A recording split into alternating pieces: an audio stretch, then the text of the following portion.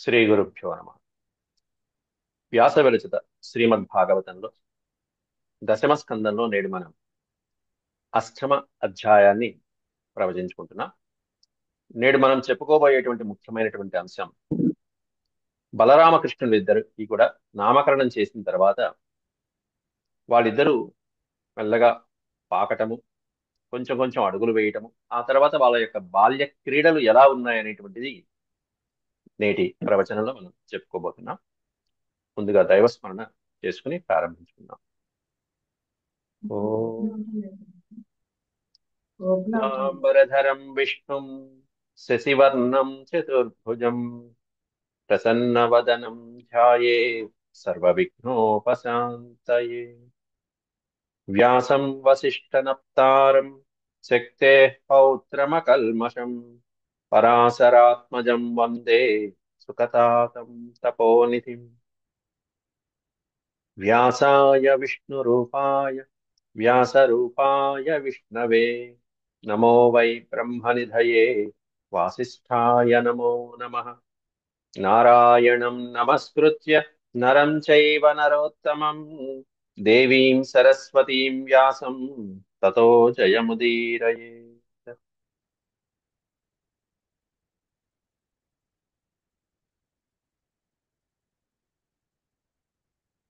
అష్టమ అధ్యాయం.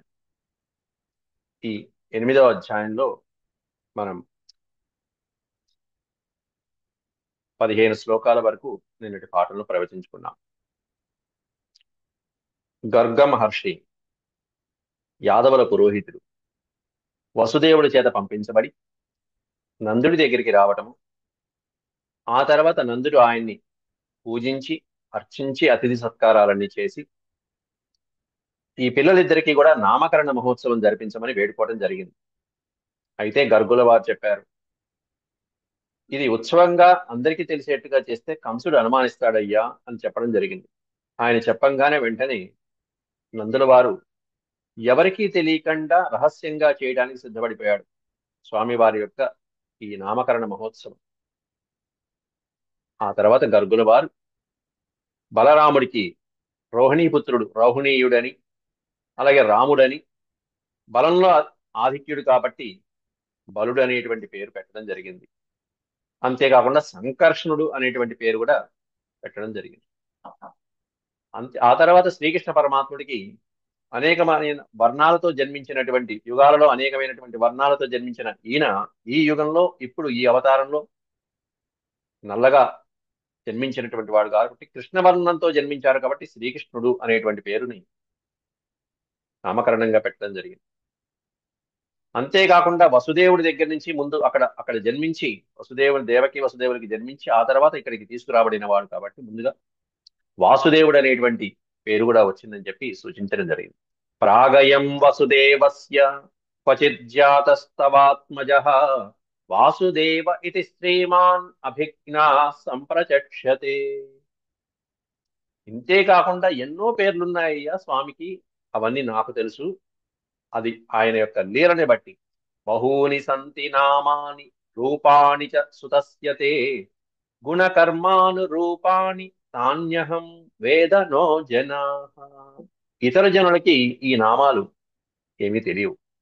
ఆయన గుణాలను బట్టి, ఆయన కర్మను బట్టి, ఆయన రూపాలను బట్టి ఏ ఏ యుగంలో ఏ పేర్లు, అలాగే ఈ యుగంలో ఇంకా ఏ పేర్లతో ఆయన పిలువబడతాడు, ఎన్నో పేర్లున్నాయి, ఎన్నో రూపాలున్నాయని. అట్లాంటివన్నీ తాన్యహం వేద, తాని అహం వేద, అవన్నీ నాకు మాత్రమే తెలుసు అని చెప్పి గర్గ పురోహితుల వారు చెప్పడం జరిగింది. ఇక ఆ తర్వాత ఇక్కడి నుంచి నేడు చెప్పుకోబోయేటువంటి పాట. ఏషవ శ్రేయ ఆధాస్యత్ గోప గోపగోకుల నందన అనేన సర్వదుర్గాణి యూయమంజస్తరిష్యథ. ఆ పురోహితుల వారు వెళ్తూ వెళ్తూ ఇంకో మాట కూడా చెప్తున్నారు. ఏష వహ శ్రేయ, వశ్రేయ అంటే మనకి శ్రేయోదాయకమైనటువంటి బాలకుడు ఈ పిల్లవాడు. ఆధాస్య, ఆధారభూతమైనటువంటి వాడు దేనికి? గోప గోకుల నందన, సమస్తమైనటువంటి గోవులకి గోపాలకులకి కూడా ఈ గోకుల నందనుడైనటువంటి ఈ నాయకుడు శ్రీకృష్ణ పరమాత్ముడు. ఈయన ఈయన మనకి శ్రేయోదాయకమైనటువంటి వాడు. ఈ పరమాత్ముడి యొక్క అనుగ్రహం చేతే మనం అందరం రక్షించబడతాము అని చెప్పి, అనేకమైనటువంటి కష్టాల నుంచి తరించబడతాము అని చెప్పి చెప్తున్నారు. అనేన సర్వ దుర్గాని, సమస్తమైనటువంటి దుర్గమమైనటువంటి కఠినమైన క్లిష్టమైనటువంటి స్థితుల నుండి, పరిస్థితుల నుండి, సర్వ దుర్గాని, అత్యంత క్లిష్టమైనటువంటి వాటి నుంచి తరింపజేసేవాడు ఈయన. యూయమంజస్తరిష్యథ, అటువంటి కష్టాల నుంచి గట్టెక్కించేటువంటి వాడు, మనల్ని తరింపజేసేవాడు ఇంకో ఈ పరమాత్ముడేనయ్యా. ఈయన అనుగ్రహంతోనే మనం కష్టాలను గట్టెక్కుతాం, ఎన్ని కష్టాలున్నా మనం అని ఈ విధంగా. అంతేకాకుండా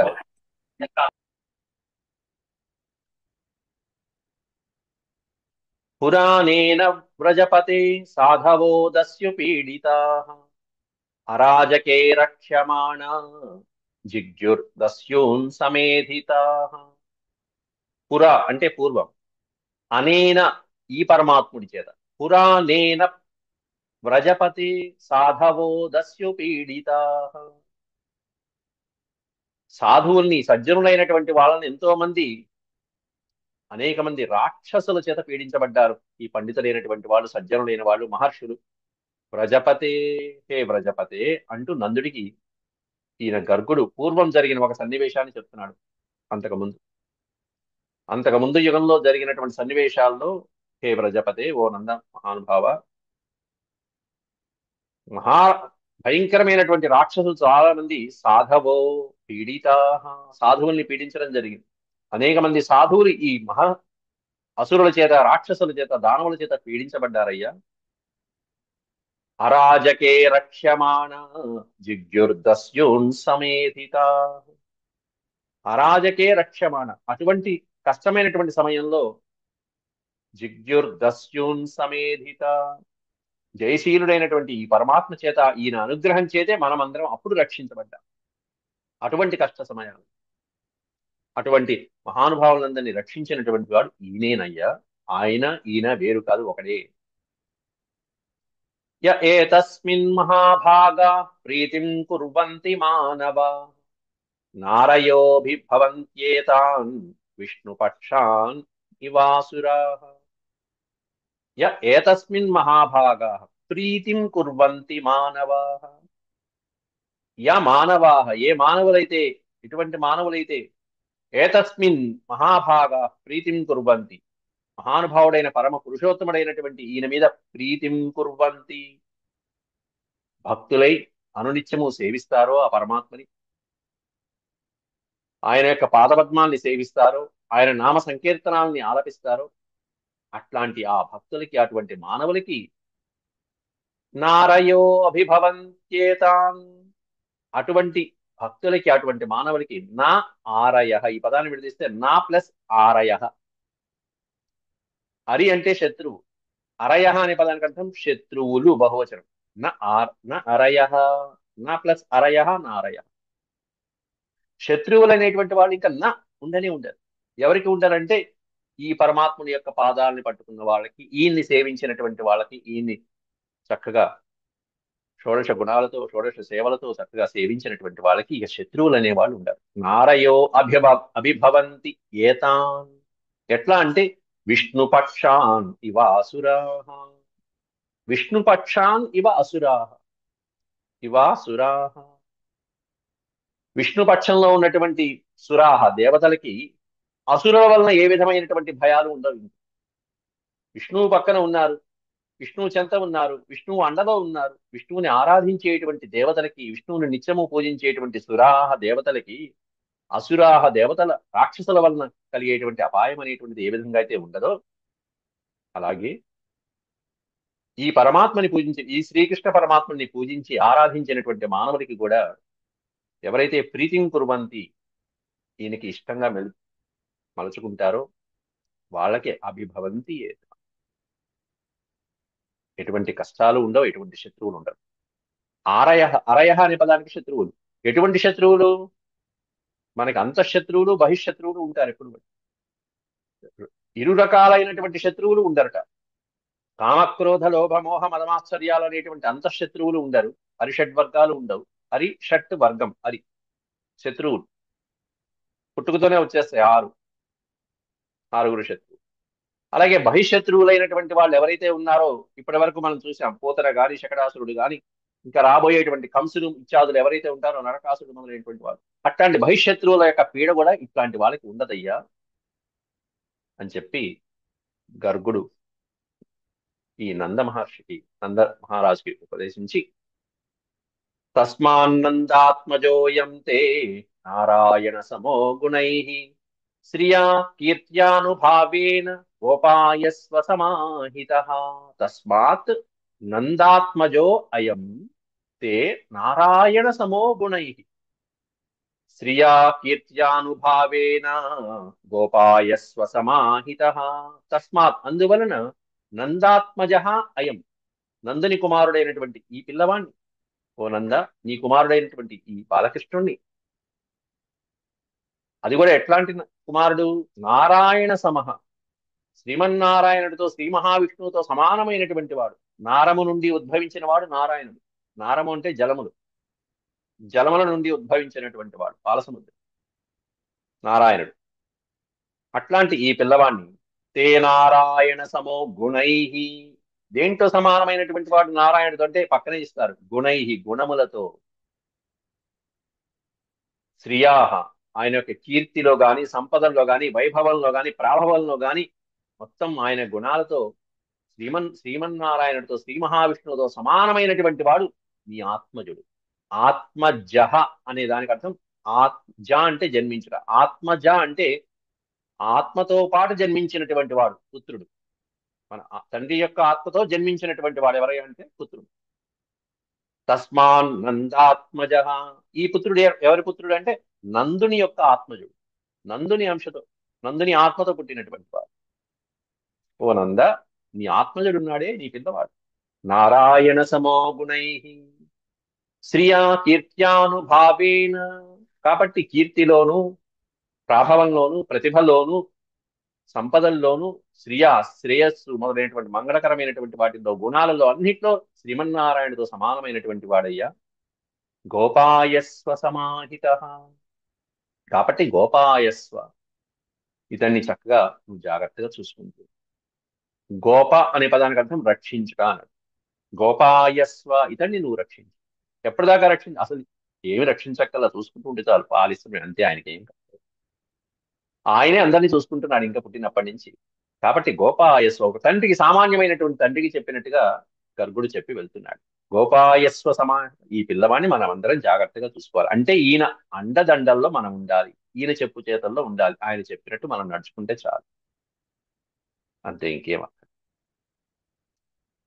ఇత్యాత్మానం సమాదిశ్య గర్గే చ స్వగృహం గతే నంద ప్రముదితో మేనే ఆత్మానం పూర్ణమాశిషాం. ఇది ఆత్మానం సమాదిశ్య, ఈ విధంగా గర్గుడు తనకి ఆదేశించి, నందుడికి ఆదేశించి, ఆదిశ్య సమాదిశ్య, చక్కగా ఏ విధమైనటువంటి సూచనలు ఇవ్వాలో అటువంటి ఆదేశం, హితకరమైనటువంటి వాక్యాలు పలికి గర్గుడు స్వగృహం గతే, గర్గుడు ఆయన ఇంటికి వెళ్ళిపోయాడు, నందుడు లోపలికి వెళ్ళిపోయాడు. స్వగృహం గతే, నందుడు, గర్గుడు వెళ్ళిపోయిన తర్వాత ఆ నందుడు ప్రముదిత మేనే, ప్రముదిత, ముదము అంటే సంతోషం, ప్రముదిత ఎంతో సంతోషించాడు, పరమానంద భరితుడైపోయాడు తన పిల్లవాడి గురించి గర్గుడు ఆ విధంగా చెప్పి వెళ్ళిన తర్వాత. పైగా చక్కగా నామస్మరణ చేసేశాడు. అక్కడికి అత్యద్భుతమైనటువంటి ముహూర్తం పెట్టేసుకుని అయం ముహూర్త అన్నట్టుగానే నామకరణం కూడా చేసి వెళ్ళాడు. కాబట్టి ఆ సంకల్పము నెరవేరింది స్వామి. నంద ప్రముదితో మేనే ఆత్మానం పూర్ణమాశిషం. ఎలా సంతోషించాడు నందుడు అంటే పూర్ణమాశిషం, పురోహితుల వారి యొక్క పూర్తి ఆయుర్దాయం, ఆశీస్సులు ఏవైతే ఉంటాయో ఆ ఆశీస్సులు అన్ని కూడా అందుకున్నట్టుగా, పూర్ణ ఫలితుడైనట్టుగా భావించుకుని సంతోషించాడు నందుడు.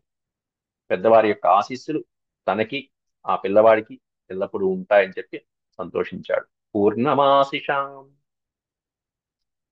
కాలేన వ్రజతాల్పేన గోకులే రామకేశవో. ఇక మెల్లమెల్లగా ఈ పిల్లలు పెరిగి పెద్దవాళ్ళు అవుతున్నారు. ఆ పెద్దవాళ్ళు అయిన సన్నివేశాన్ని వర్ణిస్తున్నారు. ఎంత చక్కగా సామాన్యంగా వర్ణిస్తున్నారు. అప్పటిదాకా ఆ తల్లి ఒళ్ళు ఆడుకున్నటువంటి పిల్లలు, బోర్లా పడినటువంటి వాళ్ళు ఇప్పుడు మెల్లగా మోకాళ్ళ మీద పాకడం ప్రారంభిస్తున్నారని వర్ణిస్తున్నారు ఈ శ్లోకంలో. కాలేన వ్రజతాల్పేన గోకులే రామకేశవౌ జానుభ్యాం సహ పాణిభ్యాం రింగమాణౌ విజహ్రతు. ఎవరయ్యా అంటే రామకేశవౌ. ఇక్కడి నుంచి చూడండి పేర్లు వ్యాసుల వారు ఎట్లా వాడతారు. ఇక్కడ రాముడు అన్నాడు, ఇంకోసారి బలుడు అంటారు, ఇంకోసారి సంకర్షణుడు అంటారు, ఈ పక్కన కేశవుడు అన్నాడు, పైన కృష్ణుడు అంటాడు ఇంకోసారి. అంటే వ్యాస భగవానుడు వీళ్ళ పేర్లని అనేకమైనటువంటి నామధేయాల్ని అనేక చోట్ల సందర్భానుకూలంగా వాడుతూ ఉంటారు. ఆ పేర్లను మనం పట్టుకోవాలి. ఇన్ని పేర్లు ఉన్నాయని మనం తెలుసుకోవచ్చు. పైన ఏమన్నా బహవహ నామః అని చెప్పేశారు, ఇంకెవన్నీ చెప్పక్కల ముందు ముందు చెప్తాం మీరు వినండి అయ్యా అని చెప్పి అన్నట్టుగా. కాబట్టి ఎక్కడ ఏ పేరు వచ్చిందో ఈ కేశవ అనే పేరు పైన చెప్పాలి. కేశవుడు అనే పేరు మహాభారతంలోనే అక్కడ అనేకమైనటువంటి అవతారాలు భూమి మీద వస్తున్నప్పుడు శ్రీ మహావిష్ణువు తన యొక్క కేశములు రెండు తీసి ఆ కేశముల ద్వారా తన యొక్క శక్తిని ఆ కేశములలో నిక్షిప్తం చేస్తే ఒకటి నల్లగా ఉన్నటువంటి కేశము, ఒకటి తెల్లగా ఉన్నటువంటి కేశము వస్తుంది. దాంట్లో తెల్లటి కేశము బలరాముడిగాను, నల్లటి కేశము శ్రీకృష్ణ పరమాత్ముడిగాను వచ్చినట్టుగా మహాభారతంలో చెప్పడం జరిగింది. క ఈశ కేశ, క ఈశ కేశ. కాలేన వ్రజతాల్పేన గోకులే రామకేశవౌ. రామకేశవౌ ద్వివచనం వాడారు, మాతాపితరౌ అన్నట్టుగా రామకేశవౌ. జానుభ్యాం అనే పదానికి అర్థం ఏంటంటే మోకాలు. జానువు అంటే మోకాలు. జానుభ్యాం రెండు రెండు పాదాల యొక్క మోకాళ్ళు ఏవైతే ఉంటాయో రెండు మోకాలతో అలా మెల్లమెల్లగా బుడిబుడి నడకలతో అలా పాక్కుంటూ పాక్కుంటూ మోకాళ్ళ మీద నడవటం ప్రారంభిస్తున్నారు. జానుభ్యాం సహ పాణిభ్యాం, ముందు రెండు చేతులు, వెనకాల మోకాళ్ళు. వీటి ఆధారంగా పిల్లలిద్దరు కూడా మెల్లమెల్లగా ఆ ఆనంద వ్రజంలో ఆ గోకులంలో పాక్కుంటూ పాక్కుంటూ అన్ని ఇల్లు వాకిలి అంతా తిరుగుతున్నారట, కలయి తిరుగుతున్నారు. జానుభ్యాం సహ పాణిభ్యాం రింగమాణౌ విజహ్రతు. రింగమాణౌ, ఇటు అటు హాయిగా స్వేచ్ఛగా విహరిస్తున్నారట ఆ మోకాలతోనే. కరారవిందేన, ఎర్రటి అరవిందం లాంటి పాదపద్మాలు, అరవిందం లాంటి చేతులతో పాణిభ్యాం అంటే ఇరు, రెండు అన్నట్టు ద్వివచనం. అట్లాంటి రామకేశవులు ఇద్దరు మోకాళ్లతో మెల్లమెల్లగా పాకటం ప్రారంభించారు. అయితే తావంఘ్రియుగ్మ తావంఘ్రియుగ్మనుకృష్య సరీసృపంతౌ, అలా పాకుతున్నప్పుడు వారి పాదాలకి గాని వారి యొక్క శరీరం మీద ఉన్నటువంటి గజ్జల సవ్వడి, ఆభరణాలు, హారాలు, చిన్న చిన్న చక్కటి సవ్వడులు ఏవైతే ఉన్నాయో ఆ గజ్జల నూపురాల యొక్క సవ్వడులను విని ఆశ్చర్యచకితులై పరమానంద భరితులైపోతున్నారు గోపగోపీ జనులందరూ కూడా అని చెప్పి వర్ణిస్తున్నారు ఈ శ్లోకంలో. తావంఘ్రియుగ్మనుకృష్య సరీసృపంతౌ ఘోష ప్రఘోష రుచిరం వ్రజకర్దమేషు తన్నాదహృష్ట మనసావనుసృత్య లోకం ముగ్ధ ప్రభీతవత్ ఉపేయతురంతి మాత్రో. తావంఘ్రియుగ్మనుకృష్య సరీసృపంతౌ ఘోష ప్రఘోష రుచిరం వ్రజకర్దమేషు తన్నాద హృష్ట మనసావనుసృత్య లోకం ముగ్ధ ప్రభీతవత్ ఇక్కడ తా దగ్గర విడతీస్తున్నారు. ముగ్ధ ప్రభీతవత్ ఉపేయతురంతి మాత్రో. కలిపి చదివితే ముగ్ధ ప్రభీతవదుపేయతురంతి మాత్రో. ఈ తావంఘ్రి యుగ్మం అనే పదాన్ని విడతీస్తారండి. తౌ అంఘ్రి యుగ్మం. తౌ అంటే వాళ్ళిద్దరు, ఆ బాలకులిద్దరు ఎవరంటే బలరామకృష్ణులు ఇద్దరు కూడా తౌ అంఘ్రి యుగ్మం. అంఘ్రి ఆ పాదాలతో, ఆ రెండు పాదాలతో, యుగ్మము అనే పదానికి అర్థం జంట. తౌ అంఘ్రి యుగ్మం అనుకృష్య సరీసృపంతౌ. ముందు రెండు చేతులు, వెనకాల రెండు పాదాలతో అలా జానువుల మీద మోకాల మీద బుడిబుడి నడకలతో నడుచుకుంటూ వెళ్తూ ఉంటే అనుకృష్య సరీసృపంతో వాళ్ళ పాదాలకి తగ్గట్టుగా అలా అలా రిథమిక్ గా వెళ్తున్నటువంటి సరీసృపంతో చక్కటి ఆ గజ్జల సబడులు, చక్కగా నడుము కట్టేవాళ్ళు, పాదాలకు కట్టేవాళ్ళు ఆ గజ్జలు, మొలతాడి కూడా ఉంటాయి గజ్జలు.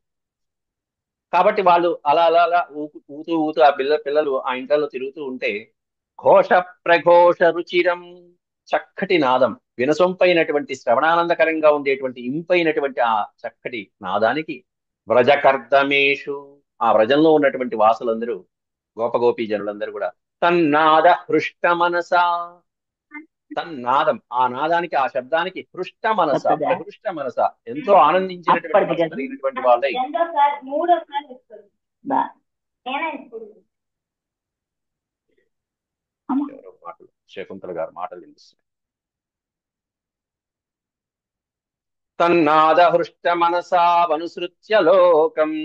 తన్నాద హృష్టం మనస, మనసులో పరమానంద భరితులైపోతూ, ఎంత బాగున్నారు ఈ పిల్లలు, ఎంత చక్కగా ఉన్నాయో ఆ గడ్డిలో అని ఆపుకోలేక దగ్గరికి వెళ్ళి ఆ పిల్లల్ని ఎత్తుకోవడానికి, అనుసృత్య లోకం, లోకం అనే పదానికి అర్థం అక్కడే గోపాలకులు. ఆ వచ్చినటువంటి వాళ్ళు గోపీజనమో గోపాలకులు ఎవరన్నా అనుసృత్య, ఆ పిల్లవాడిని అనుసరిద్దామని వెళ్తే, దగ్గరికి వెళ్తే, ముగ్ధ ప్రభీతవత్, ముగ్ధ అనే పదం, ముగ్ధ మధ్య ప్రౌఢ అని చెప్పి మూడు రకాలైన స్థాయిలు పిల్లల్లో కానీ, నాయకురాండ్రులు కానీ, స్త్రీలలో కానీ. ముగ్ధ నాయిక, మధ్య నాయక, ప్రౌఢ నాయిక. ముగ్ధ మధ్య ప్రౌఢ. ముగ్ధ అంటే పసి, ఈ పిల్లలకి ఏమీ తెలియదు, వచ్చిన వాళ్ళు ఎవరో తెలియదు. ప్రభీతవత్, ప్రభీతవత్, భీతము అంటే భయం. ప్రభీతవత్, వచ్చిన వాళ్ళకి చూసి భయపడిపోయినట్టుగా. ఇప్పుడు కూడా చూడండి, కొత్తగా పిల్లవాడు పుట్టినటువంటి ఇళ్లలో నాన్నగారు ఎప్పుడో ఆఫీస్కి వెళ్తూ ఉంటారు, వచ్చే సమయానికి పిల్లలు ఎదురు చూస్తూ ఉంటారు. తలుపు తీయంగానే, బెల్లు కొట్టగానే ఈ పిల్లవాడు పాక్కుంటూ వెళ్తాడు. చూడంగానే నాన్న అయితే వెంటనే పాదాల దగ్గరికి వెళ్ళిపోతారు. అమ్మో నాన్న వచ్చారంటే పాదాల దగ్గరికి వెళ్ళిపోతారు. వచ్చింది నాన్న కాదు అని ముఖం వైపు చూసి గుర్తుపట్టారు అంటే, నాన్న కాదు ఎవరు అంటే వెంటనే పరిగెత్తుకుంటూ వచ్చి అమ్మ పాదాల దగ్గర పట్టుకుంటారు, పాక్కుంటూ వచ్చేస్తారు, అమ్మను చేరుతారు. అట్లా ఇక్కడ ముగ్ధ ప్రభీతవత్, ఉపేయతురంతి మాత్రో. అట్లా ఉపేతు, సమీపించినటువంటి ఆ పిల్లల్ని చూసి, అనుతరంతి మాత్రో, ఎంతో ముగ్ధులైపోతున్నారు తల్లు. ఆ తల్లుల దగ్గరికి వెళ్ళిపోవడం, ఆ తల్లులైనా మురిసిపోవడం. అలా పరిగెత్తుకుంటూ పరిగెత్తుకుంటూ, పాకుంటూ పాకుంటూ పాకుంటూ వెళ్ళిపోయి తల్లి యొక్క ఒడిని చేరుకుంటున్నారు ఈ పిల్లలిద్దరూ కూడా అని, చాలా సహజమైనటువంటి సన్నివేశాన్ని వ్యాసుల వారు, అటు పోతన వారు అనుకరించడం కూడా జరిగింది. అంతేకాకుండా, తన్మాతరౌ నిజసుతౌ ఘృణయా స్నువంత్యౌ పంకాంగ రుచిరావుపగుహ్య దోర్భ్యాం, పంకాంగరాగరుచిరావుపగుహ్య దోర్భ్యాం దత్వాస్తనం ప్రపిబతో దత్వాస్తనం ప్రపిబతో స్మ ముఖం నిరీక్ష్య ముగ్ధస్మితాల్పదశనం యయతు ప్రమోదం. ఈ పిల్లలు హాయిగా ఆడుకుంటూ ఇంట వరండా అటు ఇటు తిరుగుతూ ఉంటే, ఆ పాకినప్పుడు కూడా ఆ శరీరానికి అంటినటువంటి దుమ్ము ధూళి, ఆ గోశాలలో తిరిగినటువంటివి ఆ దుమ్ము ధూళి అన్నీ కూడా చూసి కూడా తల్లులు మురిసిపోతున్నారట. పిల్లలు ఏ చేసినా బంగారమే అప్పుడు ఆ సమయంలో, ఆ పసితనంలో పరవశమైపోయి వారి స్తనం పొంగి చక్కగా పిల్లలకి పాలిచ్చే సమయంలో వారి ముఖార విందాన్ని చూసి వృద్ధులైపోతుంటే, అప్పుడే వస్తున్నటువంటి ముందు రెండు పళ్ళు, ముగ్ధస్మితాల్పదశనం, అల్పదశనం, చిన్న చిన్న పళ్ళు, బాలదంతాలు. ఆ బాలదంతాలను చూసి తల్లులు మురిసిపోతున్నట్ట, మా పిల్లవాడికి ప్రమోషన్ వచ్చింది. ఏం ప్రమోషన్ అంటే దంతాలు వచ్చాయి అనేటువంటి ఆ విధాన్ని చూసి ఇక్కడ వ్యాసుల వారు వర్ణిస్తున్నారు. తన్మాతరౌ నిజసుతౌ తృణయాస్నువంత్యౌ, వాళ్ళ యొక్క నిజసుతౌ, వాళ్ళ వాళ్ళ పిల్లల్ని చూసుకుని ఆ తల్లులిద్దరు కూడా గృణయ, ప్రేమతో అలా చూస్తూ ఉంటే, అలా మురిసిపోతూ ఆడుకుంటున్న పిల్లల్ని చూడంగానే, స్నువంత్యౌ, ఉప్పొంగినటువంటి వారి స్తనాలకి ఆ పిల్లల్ని పాలు పడదామని చెప్పేసి, అది కూడా ఎట్లాంటి పిల్లలు, పంకాంగ, పంకా ప్లస్ అంగ, పంకాంగ. పంకము అంటే బురద, మట్టి, మట్టిలో తిరిగేస్తున్నారు అప్పుడే చక్కగా. పంక అంగం, అంగములో అంటే వారి యొక్క చేతులకు గాని, పాదాలకు గాని, పొట్టకి అటు ఇటు తిరగబడుతున్నారు. అట్లా ఉన్నప్పటికీ కూడా పంకాంగ రాగ రుచిరవు, ఎలా ఉన్నారంటే పంకాంగ రాగ రుచిరవు, అది కూడా రుచికరంగానే ఉంది. ఏమిటంటే రుచి అంటే చూడటానికి చాలా ఇంపుగా ఉంది. పిల్లలు మట్టి రాసుకున్నా కూడా మట్టి అంటింది, ఇంకు పారబోసాడు ఇంకు అంటింది, అది కూడా రాగమే, అదో రకమైన వర్ణనం. పంకాంగ రాగ రుచిరౌ ఉపగుహ్య దోర్భ్యాం, దోర్భ్యాం ఉపగృహ్య, అలా పాకుంటూ తల్లి దగ్గరికి వచ్చినటువంటి ఆ పిల్లల్ని వాళ్ళ చేతులతో ఆ లాలిస్తూ అలా మురిపంగా తీసుకుని, అలా ఉప్పొంగుతున్నటువంటి వాళ్ళ స్తనాల్ని అందించి పాలు పడుతుంటే ఆ పిల్లలకి, దత్వాస్తనం ప్రపిబతో, ఆతృతగా హాయిగా ఆ తల్లి యొక్క ఒళ్ళో పడుకుని ఆ పిల్లలు పాలు గ్రోలుతుంటే దత్వాస్తనం ప్రపిబతో ఆ పాలని గ్రోలుతున్నారు స్వామి. అప్పుడు యశోదమ్మ ఆ పిల్లవాడి ముఖం చూడంగానే దత్వాస్తనం ప్రపిబతోస్మ ముఖం నిరీక్ష్య, పిల్లవాడి ముఖం చూస్తుంది, అలా చూస్తూ ఉంది. ఆయన ఓ నవ్వు నవ్వుతున్నాడు ఓ పక్కన. ముగ్ధస్మితాల్పదశనం, అలా నవ్వుతున్నప్పుడు అమ్మ చూస్తున్నావు అన్నట్టుగా ఓ నవ్వు నవ్వితే ఆ నవ్వులో అల్పదశనం, దశనము అంటే దంతము, బాల దంతాలు అలా అలా మెల్లగా అసలే ఆ నల్లటి ఆకారం, అందులో ఎర్రటి పెదాలు, ఆ ఎర్రటి పెదాల్లో తెల్లటి దంతాలు, నలుపు ఎరుపు తెలుపు, చక్కటి కాంబినేషన్. ముగ్ధస్మితాల్పదశనం, ఎలా ఉంది అంటే ఆ నల్లటి మేఘాల్లో ఓ మెరుపు మెరిసినట్టుగా ఉన్నాయి ఆ దంతాలు. ఆ నీటితో నిండినటువంటి మేఘాలు, ఆ మేఘాల్లో ఉన్నటువంటి ఆ దంతాలు మిళుకు మిళుకుమంటూ ఆ మెరుపు మెరిసినట్టుగా మెరుస్తున్నాయి. అట్లా యయతు ప్రమోదం, అది చూసి తల్లులు ప్రమోదం యయుతు, మోదము అంటే సంతోషము, ప్రమోదం యయుతు పరమానంద పడిపోతున్నారు. మా పిల్లలకి దంతాలు వచ్చే, దంతాలు వచ్చే, పళ్ళు వచ్చాయని బాలదంతాలు. ఇక అక్కడి నుంచి యర్హ్యంగనాదర్శనీయ కుమార లీలౌ, విడతీస్తే లీలౌ అని ఉంటుంది, లేకపోతే లీలావంత అని మనం కంటిన్యూ చేసుకున్నా పర్వాలేదు. విడతీసుకున్నట్టయితే లీలౌ. యర్హ్యంగనాదర్శనీయ కుమార లీలావంతర్వ్యజేత అంతర్వ్యజేతదబలాః ప్రగృహీత పుచ్చైః వత్సైరితస్తత విభావనుకృష్యమాణౌ ప్రేక్ష్యంత్య ఉజ్జితగృహా ఉంజితగృహా జహృ జహృషుర్ హసంత్యః హసంత్యః. మరొకసారి బాలకృష్ణులు ఇద్దరు మెల్లమెల్లగా మెల్లగా పాకడం దగ్గర నుంచి మోకాళ్ళ మీద పాకడం దాకా అయిపోయింది. ఇప్పుడు మెల్లగా బుడిబుడి అడకలు వేస్తూ నడకలతో నడుస్తూ, ఆ తర్వాత అల్లరి ఎంతవరకు పెరిగిందంటే లేగదూడల తోకలు పట్టుకుని పరిగెత్తడం దాకా వచ్చేసింది. లేగదూడలు తోకలు పట్టుకుంటున్నారు అల్లరి చేయడానికి. ఆ దూడలు ఏమైనా కంగాతో భయంతో ఎవరో పట్టుకున్నారు, నా తోక ఎవరో పట్టుకున్నారని అవి పరిగెడుతున్నాయి. వాటితో పాటు వీళ్ళు పరిగెడుతున్నారు. ఇలాంటి సుందరమైన సన్నివేశాన్ని చూడటానికి ఇంట్లో పనులు మానుకుని మరి గోపాలకులు గోపీ జనాలు అందరూ నవ్వుకుంటూ పిల్లాడు చూడు పిల్లాడు చూడు పిల్లాడు చూడు, అట్లాంటి సన్నివేశాన్ని వర్ణిస్తున్నారు ఇక్కడ వ్యాసులు వారు. యర్హ్యంగనా దర్శనీయ కుమార లీలౌ, ఆ పిల్లలు చేసేటువంటి ఆ కుమారులిద్దరు చేసేటువంటి లీలల్ని దర్శనీయ చూడసక్కనైనటువంటి ఆ లీలలు ఎంతో ముద్దుగా ఉన్నాయి. అట్లాంటి ఆ లీలని చూడటానికి అంతర్ అంతర్వ్రజేత్, విడతీస్తే అంతః అనే పదం వస్తుంది ఇక్కడ. వకారం అనేటువంటిది పోతుంది ఔకారంలో, కలిపి చదివితే యర్హ్యంగనాదర్శనీయ కుమార లీలావంతర్వ్రజే అని వస్తుంది. విడతీస్తేనేమన్నా లీలౌ అంతర్వ్రజే తదబలాః, అంతర్వ్రజే తదబలాః ప్రగృహీత పుచ్చై, లోపల ఇంట్లో పనులు చేసుకుంటున్నటువంటి ఆ అబలహ స్త్రీలందరూ కూడా, గోపికలందరూ కూడా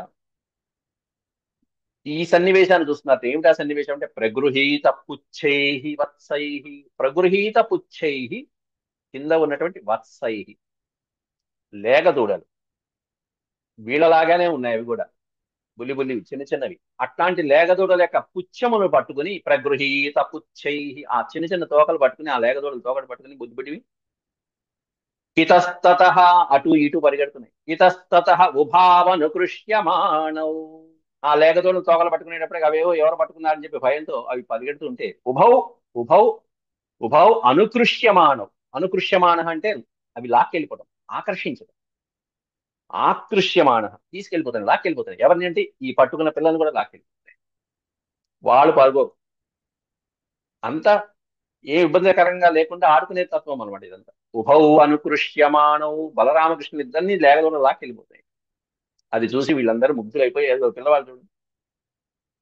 ప్రేక్ష్యంత్య ఉంజిత గృహ, గృహాలని విడిచిపెట్టి మరి ఇంట్లో పనుల్ని కూడా మానుకుని మరి అలా చూస్తూ ఈ ఆనందమైన సన్నివేశాన్ని చూస్తూ ప్రేక్ష్యంత్య ఉంచిత గృహ జహృహుర్ జహృషుర్ హసంత్య, హసంత్య, హసంతి అంటే నవ్వటం.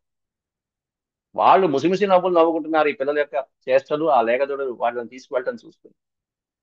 ఇంత అల్లరి. ఇవన్నీ వీళ్ళకి శ్రీకృష్ణ పరమాత్ముడు పుట్టినప్పుడే కలుగుతున్నాయి, ఇంతవరకు లేదు. ఇంత అల్లరి ఎప్పుడు లేరు మిగతా యాదవ వృత్తులు. శ్రీకృష్ణ పరమాత్ముడు ఎప్పుడైతే జన్మించాడో ఆ జన్మించినప్పటి నుంచి విశేషమైనటువంటి మార్పులు ఈ గోకులంలో, నందవ్రజంలో కలుగుతున్నాయి. ఇంకా ముందు ముందు ఇంకా కలుగుతాయి. ఎప్పుడు కలుగుతున్నాయి అనేటువంటిది 5వ అధ్యాయంలోనే చెప్పారు శ్రీకృష్ణ వ్యాస భగవాన్. 5వ అధ్యాయంలో పరమాత్ముడు ఎప్పుడైతే జన్మించాడో ఆయన లీలలకి అనుగుణంగా, ఆయనకి సేవించడానికి అనుగుణంగా లక్ష్మీదేవి కూడా వచ్చేసింది. అప్పటి నుంచి ఈ యదుకులమంతా కూడా చక్కగా పాడి పంటలతో వృద్ధి చెందింది అనేటువంటిది వ్యాసుల వారు 5వ అధ్యాయంలో చెప్పేశారు. లక్ష్మీదేవి ఎప్పుడైతే వచ్చిందో అత్యద్భుతమైనటువంటి పాడి పంటలు, ఎప్పుడైతే పాడి పంటలు పెరిగాయో, గోవులకి గ్రాసం పెరిగిందో, ఆ తర్వాత పాలు పెరుగుతాయి. పాలు సమృద్ధిగా వస్తే పాలు, పెరుగు, వెన్న, మీగడ, ఇక ఇంటి నిండా కూడా వాళ్ళకి ఇదే సంపద, ఇదే సంపాదన, సంపాదన ఇవే. అట్లాంటిది అంటే శ్రీకృష్ణ పరమాత్ముడు వచ్చినప్పుడే కలుగుతున్నాయి. ఆయనకి ఆనందాన్ని కలిగించడానికే ఇవన్నీ. ఆయనకి ఆనందాన్ని కలిగించడానికే ఈ పశు సంపద గాని, ఈ పాడి పంటలు గాని, ఇవన్నీ కూడా ఆయనకి సంతోషాన్ని కలిగించడానికి లక్ష్మీదేవి కలిగిస్తున్నటువంటిది వెనకాల. ఈయన వెనకాల అమ్మ ఉంది. అందువల్ల ఇక తర్వాత రాబోయే అల్లరంతా ఇక వాటితోనే, పాలు, పెరుగు, వెన్న, మీగడ, కొండ ఎక్కడ కనిపిస్తే అక్కడ అవన్నీ కూడా శృంగ్యగ్నితం. ఇగో ఇక అల్లరి చూడండి ఎట్లాంటి, మెల్లమెల్లగా అల్లరి పెరిగింది, స్థాయిలు పెరిగాయి. ఇప్పటిదాకా తోకలు పట్టుకున్నాడు, ఇప్పుడు కొమ్ములు పట్టుకుంటున్నాడు, అంతే తేడా. ఒక శ్లోకంలోనే, పై శ్లోకంలో తోక పట్టుకున్నటువంటి వాళ్ళు కాస్త ఇప్పుడు కొమ్ములు పట్టుకుంటున్నాడు. శృంగ్యము, శృంగి అంటే కొమ్ములు, దూడల కొమ్ములు, పెద్ద పెద్ద ఆవులు కొమ్ములు పట్టుకుంటారు. శృంగ్యగ్ని దంష్ట్ర దంష్ట్యసి జలద్విజ కంటకేభ్య. శృంగములు అంటే కొమ్ములు, కొమ్ములతో ఆడుకోవటం, అగ్నితో ఆడుకోవటం. దంశ్రములు అంటే పళ్ళు ఉన్నటువంటివి, చిన్న చిన్న కుక్క పిల్లలు అట్లాంటివి ఏమన్నా ఉంటే వాటి యొక్క దంశ్రములు పట్టుకుని ఆడుకుంటాం, అట్లాంటి వాటి, ఆ జంతువుల యొక్క ఆడుకోవటం. దంశ్రేసి, దంశ్రము ప్లస్ అసి. అసి అంటే ఖడ్గం, పదునైనటువంటి కత్తులు తిప్పడం, వాటితో ఆడుకోవటము. జలములతో ఆడుకోవటము. ద్విజకంటకేభ్య, నెమళ్ళు, కంటకములు. కంటకములు అనే పదానికి అర్థం అక్కడ ముళ్ళు మొదలైనటువంటి కంటకం, ముళ్ళు, చెట్లు, కొమ్మలు మొదలైనటువంటి వాటి ఏవైతే ఉంటాయో అట్లాంటి వాటితో కూడా పొదల్లో ఆడుకోవడం. శృంగ్యగ్ని దంస్యసి దంస్యసి జలద్విజ కంటకేభ్య క్రీడాపరావతి చలౌ స్వసుతౌ నిషేద్ధం గృహ్యాణి కర్తుమపి యత్ర న తజ్జనన్యౌ సేకాత ఆపత్ సేకాత ఆపతురలం ఆపతురలం మనసో నవస్థాం మనసో నవస్థాం. మరి ఒకసారి శృంగ్యగ్ని దంష్ట్రియసి దగ్గర ఆపండి. శృంగ్యగ్ని దంష్ట్రియసి జలద్విజ కంటకేభ్య క్రీడాపరావతి చలౌ స్వసుతౌ నిషేద్ధం గృహ్యాణి కర్తుమపి యత్ర న తజ్జనన్యౌ సేకాత ఆపతురలం మనసో నవస్థాం. ఇంట్లో ఆడవాళ్ళ తరం కాలేదు పిల్లల్ని ఆపడం, పిల్లల యొక్క అల్లరి ఆపడం. అట్లా చేస్తున్నారు. గోవుల యొక్క కొమ్మలు పట్టుకుని ఆవులతో ఆడుకుంటున్నారు. అగ్నికి సంబంధించినటువంటి చోట వెళ్ళి హాయిగా నిప్పులు పెట్టుకుంటున్నారు, చలి కాల్చుకుంటున్నారు, వాటితో ఆడుకుంటున్నారు. దంశ్రములో ఉన్నటువంటి జంతువులను పట్టుకుని వాటితో ఆడుకుంటున్నారు. పిల్లలు అప్పటిదాకా చిన్నపిల్లలు ఏమో అని భయపడుతుంటారు, ఆ భయం కూడా పోయింది ఇప్పుడు. అలాగే కత్తులను పట్టుకుంటున్నారు, ఆయుధాలను పట్టుకుంటున్నారు, అటు ఇటు తిప్పుతున్నారు హాయిగా. జలద్విజ కంటకేభ్య, జలములో ఉన్న చోట చక్కగా సరోవరాలు, జలపాతాలు ఉన్న చోట హాయిగా ఆడుకుంటున్నారు అప్పుడప్పుడు. అలాగే నెమళ్ళు మొదలైనటువంటి లేళ్లు, దుప్పులు, మొదలైనటువంటివి నెమళ్ళు ఉన్న చోట వాటి దగ్గర ఆడుకుంటున్నారు. కంటకేభ్య, పొదలు ఉన్న చోట కూడా ఆడుకుంటున్నారు. ఇట్లా క్రీడాపరావతి చలౌ, క్రీడాపరావతి చలౌ, ఇక కొండలు గుట్టలు ఏదైనా హాయిగా ఆడుకుంటున్నారు. అట్లాంటి క్రీడలో నిమగ్నమైనటువంటి వీళ్ళకి, ఈ బలరామకృష్ణ ఇద్దరికి స్వసుతౌ, వాళ్ళిద్దరిని నిషేధం, నిషేధించడం. ఒరే నాయన అల్లరి చాలరా, ఇంకా ఆపండి, ఇంటికి రండి, అన్నం తినండి అని చెప్పడానికి కూడా వాళ్ళ తరం కావడం. వాళ్ళు ఎప్పుడు వస్తే అప్పుడు పెట్టడమే వీళ్ళు. నిషేద్ధం గృహ్యాణి కర్తుమపి యత్ర న తజ్జనన్యో, తజ్జనన్యో, జనని అంటే తల్లి, జనన్యో అంటే ఇద్దరు. ఆ బలరామకృష్ణుల ఇద్దరు తల్లులు ఎవరైతే ఉన్నారో, రోహిణి, యశోదమ్మలు, గృహ్యాణి కర్తుమపి, గృహ్యాణి అనే పదానికి అర్థం గృహకర్మ అని. వాళ్ళ వాళ్ళ పనులు, ఇంట్లో చేసుకోవాల్సినటువంటి పనులు కూడా చేసుకోలేకపోతున్నారు వీళ్ళ అల్లరి వాళ్ళు. దృశ్యాని కర్తుమపి యత్ర న తజ్జనన్యో, వాళ్ళకి అది కూడా సాధ్యం అవట్లేదు ఈ పిల్లల అల్లరి. సేకాత ఆపతురలం, వాళ్ళని ఆపటం సాధ్యం కాలేకపోతుంది. మనసోనవస్థాం, మనసులో అనేకమైనటువంటి అవస్థలు పడుతున్నారు. అవస్థలు, మనసోనవస్థాం అంటే అవస్థ అనే పదానికి అర్థం ఇంకా చెప్పాలంటే వాళ్ళకి మనసులో కుదురు లేదు, స్వస్థత లేదు.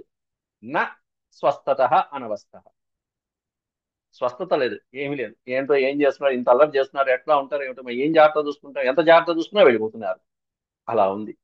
ఇంకా ఇదేనా, కాళేనాల్పేన రాజర్షి రామకృష్ణశ్చ గోకులే అగృష్టజానుభిః పద్భిర్విచక్రమతు విచక్రమతురంజస. ఇగో చెప్పేశారు ఇక్కడే. ఇక జాను పైన ఉన్న మోకాళ్ళతో, ఇప్పుడు జానుభిః అగృష్ట, మోకాళ్ళ మీద కూడా కాదు, ఇప్పటిదాకా మోకాళ్ళ మీద పాకినటువంటి వాళ్ళు హాయిగా పద్భిర్విచక్రమతు రంజస, స్వేచ్ఛగా అడ్డు అదుపు లేకుండా హాయిగా పాదాలతో హాయిగా ఆడుకుంటూ తిరిగేస్తున్నారు. పద్భి అంటే పాదములతో. కాలేన అల్పేన, అల్పకాలంలోనే, అతి తక్కువ వయసులోనే, అత్యంత తక్కువ కాలంలోనే రామకృష్ణులు ఇద్దరు కూడా, రామకృష్ణశ్చ గోకులే, గోకులంలో ఆ బలరామకృష్ణులు ఇద్దరు కూడా అగృష్ట జానుభిపద్భిర్ విచక్రమతు విచక్రమతు రంజస, ఎటువంటి శ్రమ లేకుండా అనాయాసంగా అతి లీలగా అవలేలగా హాయిగా పాదాల మీద అలా అలా వాళ్ళ వాళ్ళ అల్లరిని కొనసాగిస్తూ నిత్య కళ్యాణం పచ్చదోరణం అన్నట్టు చేస్తున్నారు. ఇక తర్వాత శ్లోకాల నుంచి వాళ్ళ అల్లరి శృతి మించబోతున్నది మెల్లమెల్లగా. ఎట్లా ఉంది వాళ్ళ అల్లరి అంటే, ఇక అక్కడ ఉన్నటువంటి గోపగోపీ జనమంతా వచ్చి, గోపికలందరూ వచ్చి ఓయమ్మ నీ కుమారుడు మా ఇందల పాలు పెరుగు మననీడమ్మ అని చెప్పే స్థాయికి వచ్చేస్తున్నారు. అవి ఎట్లా ఉన్నాయి అనేది రేపటి పాఠంలో మనం ప్రవచించుకుందాం. 26 శ్లోకాలని రేపటి నుంచి. ఓం శాంతి శాంతి శాంతి. యదక్షరపద భ్రష్టం మాత్రాహీనం చ యద్భవేత్ తత్సర్వం క్షమ్యతాం దేవనారాయణ నమోస్తుతే. సర్వం శ్రీకృష్ణార్పణమస్తు. ఓం నమో భగవతే వాసుదేవాయ.